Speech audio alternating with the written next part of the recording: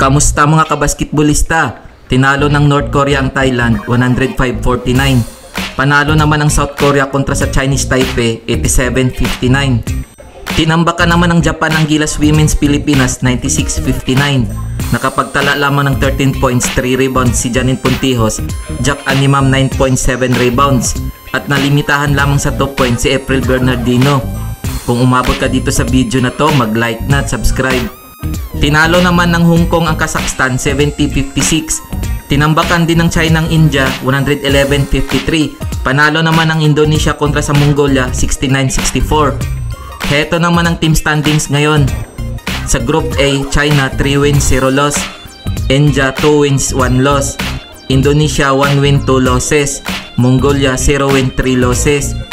Group B, Japan 3 wins 0 loss, Philippines 2 wins 1 loss, Hong Kong 1 win 2 losses, Kazakhstan 0 win 3 losses. Group C, South Korea 3 wins 0 loss, North Korea 2 wins 1 loss, Chinese Taipei 1 win 2 losses, Thailand 0 win 3 losses.